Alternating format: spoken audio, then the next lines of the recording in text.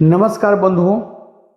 जहाँ पर बाबा राम केवलम कीर्तन होता है उसके आसपास की जो निगेटिव फोर्सेस हैं, जो ऋणात्मक शक्तियाँ हैं, अर्थात जो अविद्या माया हैं, उनका ध्रुवीकरण शुरू हो जाता है। इसी तरह की एक घटना मैं सुनाने जा रहा हूँ। इस घटना को सुनाने के पीछे जो कारण है वह है माइक्रोबाइटा थ्योरी के तहत नेगेटिव माइक्रोबाइटा के एक प्रकार है महाकपाल। यह घटना जो है ना, बहुत ही इंटरेस्टिंग और बहुत ही मोटिवेशनल है। तो मेरे साथ अंत तक बने रहिए। और अगर पहली बार सामाजिक सुविचार चैनल देख रहे हैं तो सब्सक्राइब करें और आइकन बेल जरूर प्रेस कर दें ताकि सबसे पहले आप तक नोटिफिकेशन पहुंच सके। हाँ बंधुओं, अगर अच्छा लगे तो लाइक कीजिए, शेयर कीजिए अधिक से अधिक और कमेंट जरूर करें। 7-8 साल पहले की घटना है। मेरे पड़ोस में एक अविद्या तांत्रिक रहा करते हैं। हम लोग प्रत्येक दिन नियमित रूप से सुबह शाम बाबा नाम केवलम कीर्तन करते हैं। साउंड सिस्टम से भी होता रहता है और जब कभी भी मौका मिलता है बाबा नाम केवलम के सिवा तो और कुछ होता ही नहीं है। सुन सुनकर जो अविद्या तांत्रिक है वो भीतर भीतर बहुत गुस्से में थे, परेशान थे।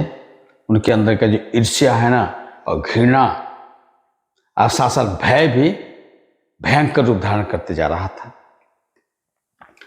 एक दिन उसने संकल्प लिया कि बाबा नाम केवलम कीर्तन करने वालों को सबक सिखा कर रहेंगे। उनके बगल में एक उन्हीं का चचेरा भाई रहा करते हैं। उन्हीं की पत्नी पर उसने विद्या शक्ति का प्रयोग किया और आदेश किया कि जाओ बाबा नाम केवलम करने वालों के घर में तबाही मचा दो। मेरा घर में सीधे प्रवेश करती है और उल्टा पुल्टा हरकत करने लगती है, उल्टा पुल्टा बोल रही है, असामान्य हरकत कर रही है, हम लोगों को परेशान कर रही है।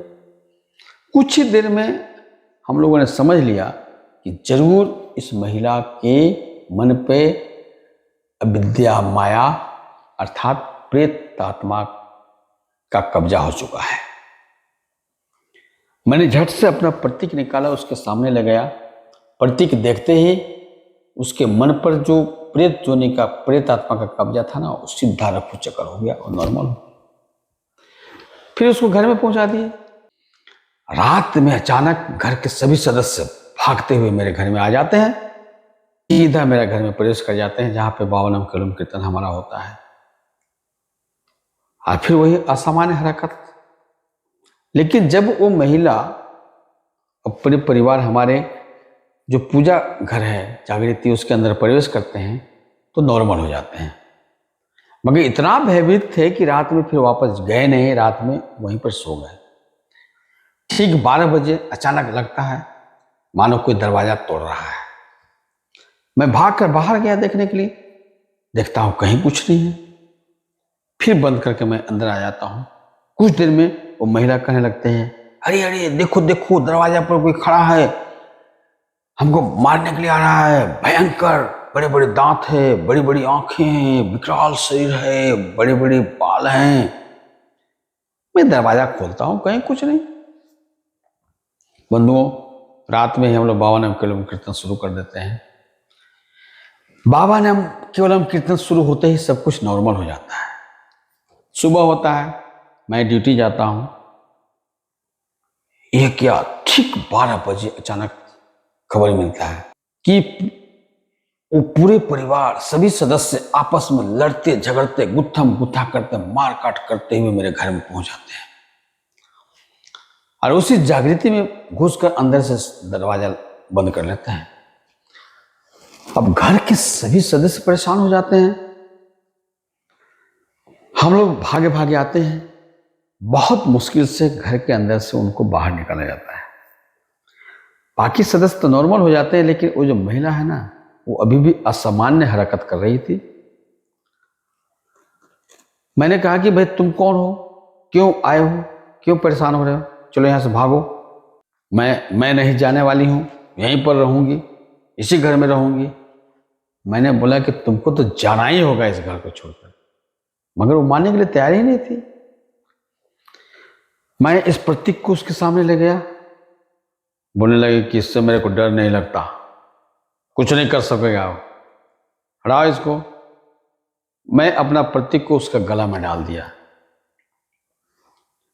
क्योंकि मैं भी परेशान हो चुका था। बंधु उसका गला में प्रतीक पड़ते ही वो चिल्लाना शुरू कर दी, पूरे शरीर जल रहा है, जल्दी इसको निकाल कर बाहर फेंको वरना मैं तोड़कर फेंक दूंगी।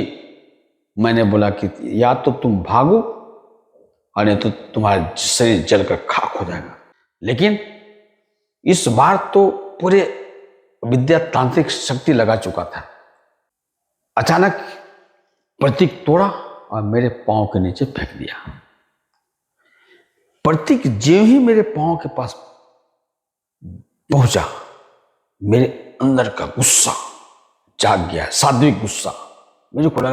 और बगल में डंडा रखा हुआ, मैं डंडा उठाया और उसके शरीर पर दे मारा। डंडा पड़ते ही वहां से चिल्लाता हुआ तेज से भागना शुरू किया। मैं भी पीछा करता गया।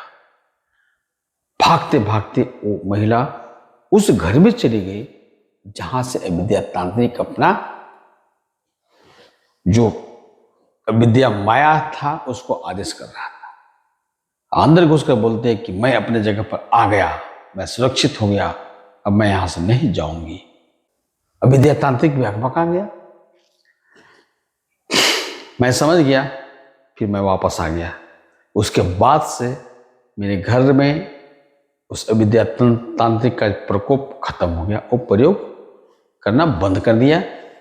और अब जो भी अविद्या तांत्रिक हमारे आसपास में हैं, सभी लोग के पास संदेश चला गया कि ये जो बाबा नाम के लोग जो कीर्तन है या ये जो साधक हैं आनंदमार्गी के लोग बहुत पावरफुल होते हैं, इन पर विद्या माया काम नहीं कर सकता है।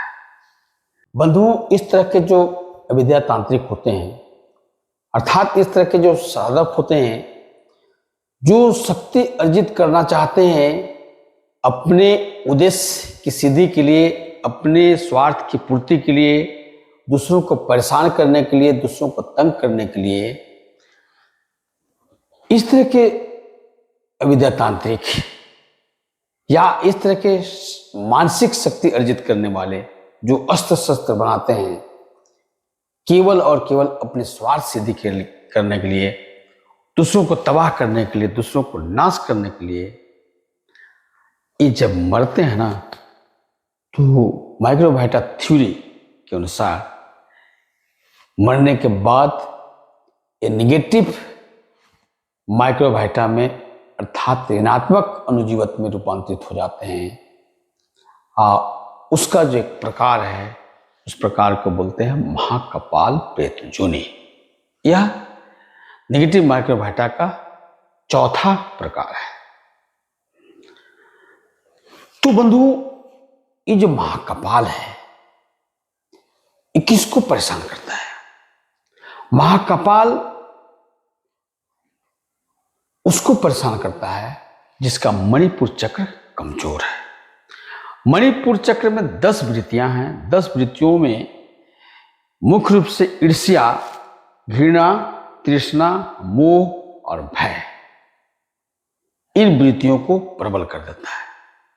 जब ये वृत्तियां प्रबल हो जाती हैं तो मनुष्य जो है ना भय के कारण, घृणा के कारण, ईर्ष्या के कारण वो दूसरों को परेशान करने लगता है, दूसरों को तबाह करने लगता है। उसकी मानसिक स्थिति ना असामान्य हो जाती है और जिसके कारण वह व्यक्ति समाज के लिए भी विध्वंसकारी हो जाता है, परिवार के लिए भी और अपने लिए भी। अगर लगातार इसकी प्रबलता उसके अंदर रहे तो उस प्रबलता के कारण वह भी वही काम करता है जो महाकपाल आदेश करता है और मृत्यु के बाद उसको भी महाकपाल नामक प्रेत योनि या निगेटिव माइक्रोबायोटा में रूपांतरित होना पड़ता है। तो बंधु, आज जो पूरी दुनिया में ये अस्त्र शस्त्र का निर्माण कर रहे हैं ये भी तो एक तरह से साधक ही है ना, क्योंकि बिना साधना के नया नया अन्वेषण होता नहीं है, नया नया आविष्कार नहीं होता है। और इन आविष्कारों का मुख्य उद्देश्य है अस्त्र शस्त्रों का दुनिया में तबाही मचाना, अपनी स्वार्थ सिद्धि के लिए, अपने घमंड को पूरा करने के लिए अस्त्र शस्त्र का निर्माण किया जा रहा है, जिससे पूरी दुनिया तबाह है। तो जो लोग ऐसा कर रहे हैं निश्चय ही उनका पतन होना ही होना है, और वो महाकपाल नामक प्रेत योनि को प्राप्त कर रहे हैं। इसीलिए बहुत तेजी से जो निगेटिव फोर्सेस हैं, जो ऋणात्मक शक्ति है, प्रबल होती जा रही है। तो इस शक्ति की प्रबलता का रोकने का एक ही उपाय है पॉजिटिव माइक्रोबायोटा को अधिक से अधिक क्रिएट करना। अब पॉजिटिव माइक्रोबायोटा क्रिएट हो सकता है जो विद्या तंत्र के साधक है, अर्थात जिनकी साधना मणिपुर चक्र से ऊपर है, जो अष्टांग योग के साधक हैं, जो ध्यान करते हैं, प्राणायाम करते हैं, नियमित आसन करते हैं, उनके द्वारा अधिक से अधिक भावानम केवलम कीर्तन करते हैं, निष्काम साधना करते हैं, उन्हीं के द्वारा पॉजिटिव माइक्रोबायोटा बहुत तेजी से बढ़ेगा। तब जाके जो ऋणात्मक शक्तियां हैं, जो प्रेत योनियां हैं, वो कमजोर पड़ेगी। तो बंधुओं, अगर ये महाकपाल नामक प्रेत योनि से अगर प्रभावित नहीं होना चाहते हैं तो मणिपुर चक्र को स्ट्रॉन्ग करना होगा। इसके लिए क्या करना होगा? नियमित मयूरासन, धनुरासन और मुद्रा करना होगा, अधिक से अधिक कीर्तन करना होगा, ध्यान करना होगा, साधना करना पड़ेगा, प्राणायाम करना होगा, तभी जाकर मणिपुर चक्र मजबूत होगा। ये जो निगेटिव एनर्जी है या निगेटिव माइक्रोबायोटा है महाकपाल, उससे बचकर रह सकते हैं।